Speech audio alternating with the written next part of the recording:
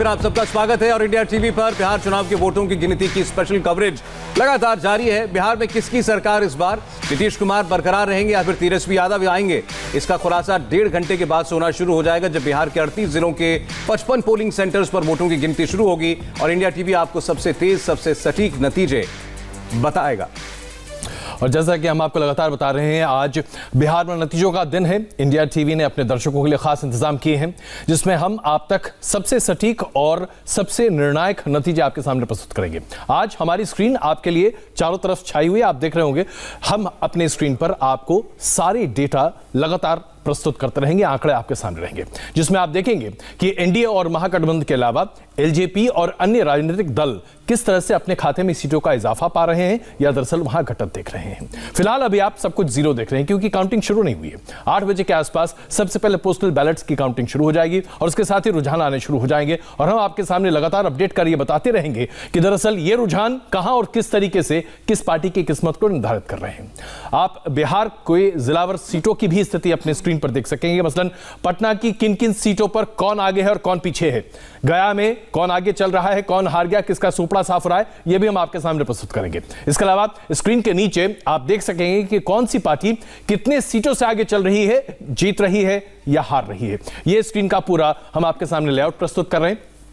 इसी तरह हमने बिहार चुनाव की गिनती के रुझान और नतीजों को आप तक एक बहुत ही स्टैटिक तरीके से प्रस्तुत करने की कोशिश की है। कुछ ग्राफिक कंटेंट भी हमने आपके लिए तैयार किया है। सबसे पहले आपको हम दिखाएंगे कि ये ड्रोन जैसे रुझान या नतीजे आएंगे, वैसे वैसे ड्रोन के जरिए हम आपको अलग अलग गठबंधन की स्थिति बताएंगे, आप तक पहुंचाएंगे कि ये दरअसल ड्रोन नतीजों को किस तरीके से आपके सामने प्रस्तुत कर रहे हैं और ये एक नया तरीका है जिसके जरिए आप अपने स्क्रीन पर तमाम जानकारी एकत्रित कर पाएंगे।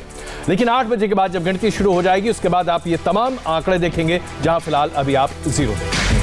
बिहार की 243 विधानसभा की सीटों को हर सीट का हाल हम आपके सामने प्रस्तुत करेंगे, बताएंगे आपको कि हर सीट पर कौन सा कैंडिडेट आगे चल रहा है, उस सीट की स्थिति क्या है और क्या नहीं है, ये हम आपके सामने प्रस्तुत करेंगे। सौरभ, और कुछ वीआईपी सीटों का जिक्र होगा जैसे कि इस बार के सबसे ज्यादा धुआंधार रैली करने वाले और इस चुनाव में सबसे ज्यादा दिलचस्पी जिस व्यक्ति को लेकर है वो तेजस्वी यादव। राघोपुर से चुनाव लड़ रहे हैं, हमारे साथी यहां पर है। राघोपुर आप में से कोई गया हो अगर, या तेजस्वी के चुनाव को किसी ने महसूस किया हो कि कैसा चुनाव उनका होने जा रहा है? हालांकि ये तो मानना सेफ है कि उनका चुनाव भी सेफ है। देखिए, राघोपुर जो सीट है वहां से एक बार ही शायद राबड़ी देवी हारी है। राबड़ी देवी के अलावा कोई हारी नहीं हुआ। एक बार हारी है लगातार। वो लालू आपने तो एक्शन भी पकड़ लिया बिहार में। मुझे लगता है कि अब एंकरिंग करते करते अपने बिहारी लहजे से बाहर निकल नहीं पाएंगे। तो दूसरी बात है कि इसलिए तेजस्वी का वहां से जीतना तय मानना चाहिए क्योंकि वो जो सीट है राघोपुर वो नहीं जाने पाला, वो गढ़ है उनका। बिल्कुल आनंद जी, अगर हम तेजस्वी यादव के इस पूरे प्रकरण को देखें, जो जिस तरह से तेजस्वी यादव एक नेता के तौर पर उभरे हैं, आपका आकलन क्या है? क्या आपने वाकई में अंदाजा लगाया था कि जो व्यक्ति 18 महीने के डिप्टी मिनिस्टर चीफ मिनिस्टरशिप में किसी को प्रभावित ना कर पाया, वो अचानक इतने जनसमूह को संबोधित करता हुआ दिखाई देगा? देखिए अजय, इसमें हमको देखना पड़ेगा कि ये जो वोट है, रिजल्ट क्या होते हैं वो थोड़ी देर में हमको पता चलेंगे। लेकिन हमको ऐसा लगता है जो हम ग्रामर पढ़ पा रहे हैं पूरे बिहार के इलेक्शन की, मुझे लगता है कि ये वोट जो है ये नीतीश को हराने वाला ज़्यादा वोट है, जिसको हम एंटी वोट बोलते हैं। मुझे लगता है कि ये एंटी वोट ज़्यादा है। और इसके सिवा जहाँ तक आपने बात की तेजस्वी की, तो नो डाउट देखिए जिस तरह से वो उभर के आए हों, जो हमने 7 तारीख को भी बात की थी कि जैसा उन्होंने परिवार में अपना पूरा एक्सेप्टेंस बनाया, फिर गठबंधन में उन्होंने किया। और आप देखिए पहली बार ऐसा हुआ है कि 29 सीटें लेफ्ट को दी, 70 सीटें कांग्रेस को दी, यानी उनने बड़ा दिल रखा। उनने माना कि देखिए सीट देने में कुछ, ये लक्ष्मी बैठी हैं बताएंगी यहाँ पे कि 70 के लिए तो मेरे को लगता है शायद कांग्रेस भी तैयार नहीं थी, इसलिए अब कैंडिडेट ढूंढ पाएंगे। ये स्थिति बहुत विकट थी। जी लक्ष्मी, कैंडिडेट्स नहीं थे कांग्रेस के पास काफी सारी सीटों के लिए, और अभी भी आप देखेंगे काफी सारे लोग हैं जो आरजेडी में रहे या पीछे किसी और पार्टी में रहे, बागी हैं दूसरी पार्टीज के।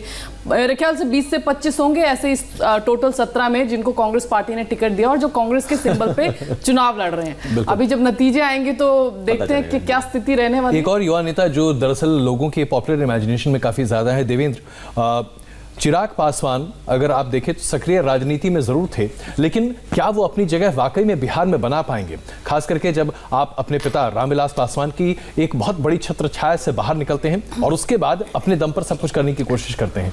आपको अभी क्या दिखाई दिया और किस तरह से आप देखते हैं उनके अभी तक के सांसद के कार्यकाल को और अब एक बिहार के बड़े उभरते हुए युवा नेता के तौर पर? इस बार के चुनाव में बात करें चिराग पासवान की, तो मुझे लगता है कि सीट्स के मामले में वो कन्वर्ट नहीं होगा। अगर अधिकतम 5 सीटें आए तो चिराग पासवान को बहुत ज़्यादा खुश होना चाहिए। 0 से 5 के बीच में उनका आंकड़ा रहने वाला है, इससे ज़्यादा नहीं रहने वाला है। लेकिन चिराग पासवान ने जो डैमेज किया वो आंकड़ा बहुत ज़्यादा होगा। कम से कम 20 से 25 सीटें आप ऐसे देखेंगे, क्योंकि जेडीयू अगर हारती है तो वहाँ पर जो एलजेपी के वोट्स थे वो अगर ऐड कर दिया जाए जेडीयू के साथ तो जेडीयू वो सीट आसानी से जीत सकती थी। और वहाँ पर चिराग पासवान की भूमिका निश्चित तौर पर इस चुनाव में बहुत ज़्यादा अहम रहने वाली है। दूसरी चीज़ की चिराग और नीतीश की जो लड़ाई कह सकते हैं आप, एक तरह से अंदरूनी लड़ाई, वो बेसिकली अहम की लड़ाई थी। चिराग पासवान को हमेशा ये एहसास रहता था, वो कहते भी थे इस बात को कि हम उनके एलाइज पार्टनर हैं, उनके दल के सांसद नहीं है। और अब जब हम कोई चिट्ठी लिखते हैं तो वो जवाब तक नहीं देते, हम फ़ोन करते हैं तो वो फ़ोन तक पे नहीं आते। ये लड़ाई पिछले 1-1.5 साल से चल रही थी, जो कि इस बार गठबंधन टूटने के तौर पर दिखी। अजय जी, इसमें एक चीज़ मैं ऐड करना चाहता हूँ। उन्होंने जो कहा जो नुकसान पहुंचा सकते हैं, सासाराम की जो सीट है वहाँ से अशोक कुमार लगातार जीतते हुए आ रहे हैं, जेडीयू के हैं।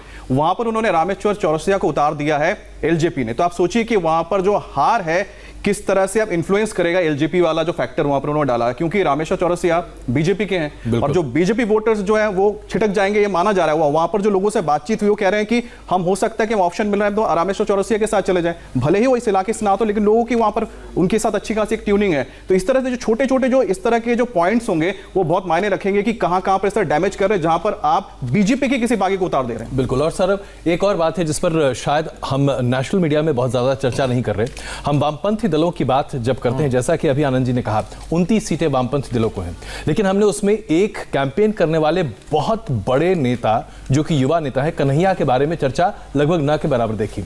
महत्वपूर्ण बात यह है कि कन्हैया ने तकरीबन 40 सभाओं को संबोधित किया है और ऐसा माना जाता है कि उसकी सभाओं में बहुत लोग आ रहे थे।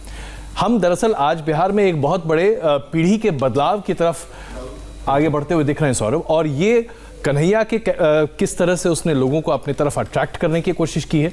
कन्हैया को बहुत बड़े पैमाने पर आप मुखर तरीके से सामने नहीं देखेंगे, लेकिन जमीन पर किस तरीके से सीपीएम सीपीआई एमएल के कार्यकर्ताओं को एक साथ जोड़ने का काम, ये दरअसल अगर वहां पर किसी बड़े तौर पर देखा जाए किसी व्यक्ति ने किया है तो कन्हैया कुमार ने किया। तो इस पर भी हम चर्चा कर सकते हैं और इस पर भी हम आगे आने वाले घंटों में शायद बहुत सारी कुछ बातें देखेंगे। देखिए, क्योंकि बहुत सारे लोग ऐसे हैं जिनको शायद 2019 के चुनाव की वजह से लोगों ने राइट ऑफ कर दिया। उसमें से एक कन्हैया कुमार भी हैं, खुद भी चुनाव लड़े थे लेकिन कुछ खास उसमें दिखा नहीं पाए। लेकिन बिहार के अपने चुनाव में जैसा आप कह रहे हैं कि उनका कुछ ना कुछ असर जरूर होगा। हमारे साथ मीनाक्षी भी हैं। मीनाक्षी, आपके नजरिए से कौन सा रीजन इस वक्त आप देखती हैं कि यहां आपकी नजर रहेगी? देखिए, मिथिलांचल रीजन की मैं खास तौर पर बात करूंगी सौरभ, क्योंकि ये एक ऐसा रीजन है जिसे साधने के लिए खुद प्रधानमंत्री नरेंद्र मोदी ने इस इलाके में बहुत सारी रैलियां की। दरभंगा में रैली की उन्होंने, समस्तीपुर में रैली की, और जो मैंने आपको शुरुआत में कहा था, यहाँ का जो उद्योग है, यहाँ के जो कारीगर हैं, यहाँ के जो कामगार हैं, पलायन के मुद्दे को यहाँ पर बहुत ज़्यादा इंटीरियर इलाकों में लोगों ने समझा, पहचाना और परेशान हुए। और इस बार का वोट पैटर्न भी आपको उसमें रिफ्लेक्ट होता हुआ नजर आएगा। वो नीतीश कुमार से नाराज हैं, प्रधानमंत्री मोदी से उनकी कोई नाराजगी नहीं है, लेकिन वो नीतीश कुमार से नाराज नजर आ रहे हैं। मधेपुरा की अगर मैं बात करूं तो वहां में बहुत प्रचलित है, अजय जी आप भी जानेंगे ये, कि रोम का पोप और मधेपुरा का गोप। जी, गोप यानी यादव। अब देखिए, जहां पर 60 से 70% तक का वोट जो है यादवों का आता है, वहां पर पप्पू यादव भी अगर उसे साथ पाने में उन्हें कठिनाई होती है तो इससे आप क्या समझेंगे? इस वक्त वोट वहां पर यादव भी करना चाहता है जहां पर वो अपना मुख्यमंत्री यादव बनाए। बिल्कुल, जहां पर वो अपना मुख्यमंत्री यादव बना पाता है तो वो वहां पर वोट करना चाहता है। अब ये नीतीश कुमार के खिलाफ नाराजगी है, एंटी इनकम्बेंसी है, विकास की कमी है, या फिर अब बदलाव चाहिए? नहीं, लेकिन अब इससे पहले जो आप कहनी थी वो ज्यादा मुझे इंटरेस्टिंग लग रहा है कि ये जो माइग्रेंट जो वापस आए हैं, प्रवासी मजदूर या कामगार, क्या ये अपने आप में एक अलग वोटिंग ब्लॉक बन गया है? इसमें कोई शक नहीं है कि दरअसल हम कोरोना के इस त्रासदी को बिहार के चुनाव से अलग कर नहीं देख सकते। और जिस तरह से हमने बड़े पैमाने पर माइग्रेंट लेबर्स को बाहर निकलते हुए देखा, वो बता रहा है कि जब लोग यहाँ से निकल रहे थे, सुविधाओं का अभाव था। सबसे बड़ी दिक्कत ये थी कि नीतीश कुमार जी की तरफ से बार बार ये बयान आ रहा था, आप जहां हैं वहीं रहिए, आपका हम वहीं पर ख्याल रखेंगे। लेकिन वहां पर ख्याल रखने वाला कोई नहीं था। दिल्ली की बात कीजिए, मैं एक और चीज ऐड कर दूं, जैसे दरभंगा में भी अगर नीतीश कुमार के खिलाफ नाराजगी है तो वहां की 10 सीटों पर अगर वहां के मौजूदा विधायक ही अपनी सीट बदलकर चुनाव लड़ रहे हैं, जिसमें आरजेडी की बात करें या जेडीयू की बात करें, अब अब्दुल बारी सिद्दीकी अगर वो अलीनगर से निकलकर केवटी से चुनाव लड़ रहे हैं तो ये जरूरत क्यों पड़ी उन्हें? नहीं, बिल्कुल ये बहुत बड़ा फैक्टर होगा और इस पर हम आज शायद दिन में बहुत चर्चाएं करेंगे कि माइग्रेंट लेबर्स की वजह से और जो समस्याएं हुई हैं उसने कितनी बड़ी मुश्किल पैदा कर दी है। आज बिहार चुनाव की गिनती का दिन है। ऐसे में आज आपका पसंदीदा कार्यक्रम कोरोना से जंग बाबा रामदेव के संग थोड़ी देर में अलग समय पर आपके सामने हम प्रस्तुत करेंगे। आज स्वामी रामदेव आपके लिए ठीक 7:15 बजे आपके पसंदीदा चैनल इंडिया टीवी पर लाइव रहेंगे। और यह बदलाव बिहार के चुनावी नतीजों को देखते हुए किया गया है, क्योंकि सुबह 8 बजे से काउंटिंग शुरू हो जाएगी। इसलिए आज सुबह 7:15 बजे स्वामी रामदेव के साथ जरूर देखिए कोरोना से जंग बाबा रामदेव के संग।